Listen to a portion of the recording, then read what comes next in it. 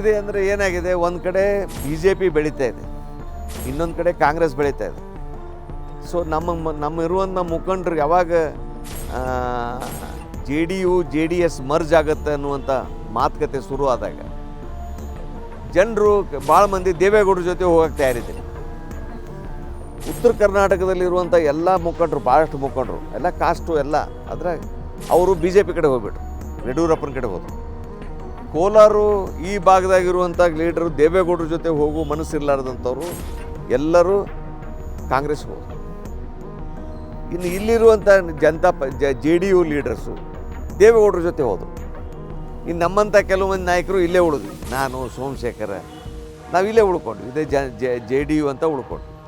ಹೀಗಾಗಿ JDU ಭಾಳ weak ಆಯ್ತು, ಜನತಾ ಪಾರ್ಟಿ ವೀಕ್ ಆಯ್ತು. ಕಾಂಗ್ರೆಸ್ಗೆ ಹೋತು, BJPಗೆ ಹೋತು, JDSಗೆ ಹೋತು, ಜನತಾ ಇವು ಅನ್ನುವಂಥದ್ದು ಸ್ವಲ್ಪ ಉಳಿದು ಹೋಯ್ತು. ಅದು ಬೆಳೀಲಿಕ್ಕೆ ಅವಕಾಶ ಸಿಗುತ್ತೆ.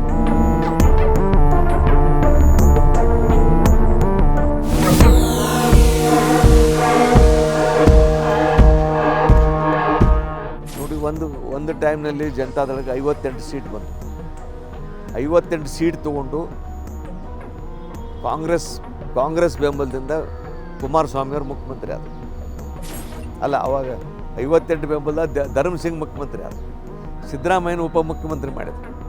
ಆಗಲೇ ಜನತಾದಳದಲ್ಲಿ ಗೊಂದಲ ಶುರುವಾಗಿತ್ತು. ಸಿದ್ದರಾಮಯ್ಯ ದೇವೇಗೌಡರಿಗೆ ಡಿಫ್ರೆನ್ಸ್ ಸ್ಟಾರ್ಟ್ ಆಗಿತ್ತು. ಯಾಕಂದ್ರೆ ಸಿದ್ದರಾಮಯ್ಯ ನನ್ನ ಮುಖ್ಯಮಂತ್ರಿ ಮಾಡಂತ ಇತ್ತು, ಆದರೆ ಅವ್ರು ಅವ್ರು 88 ಇದೆ, ಅದಕ್ಕೆ ಧರ್ಮಸಿಂಗನ ಮುಖ್ಯಮಂತ್ರಿ ಧರ್ಮಸಿಂಗ ಮುಖ್ಯಮಂತ್ರಿ ಮಾಡಿ.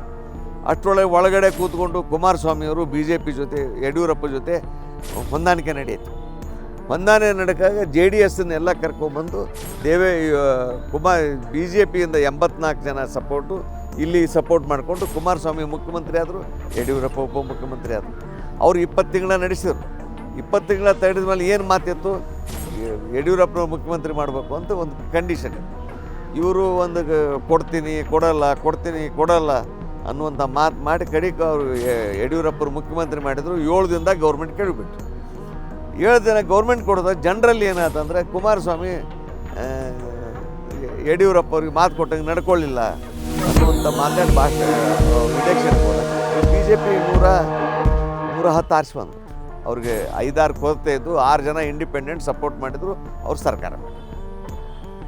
ಅದ್ರ ಮುಂದೆ ಅವ್ರು ಹಾಗೆ ಬಿಡಲಿಲ್ಲ, ಮತ್ತೊಂದು 10 ಮಂದಿನ ರಾಜೀನಾಮೆ ಕೊಡಿಸಿ ಆಪರೇಷನ್ ಕಮಲ ಮಾಡಿ ಆ ಇಲೆಕ್ಷನ್ ಮಾಡಿ ಮತ್ತೊಂದು 5-10 ಮಂದಿನ ಸೀಟ್ ಜಾಸ್ತಿ ಮಾಡಿದ್ರು.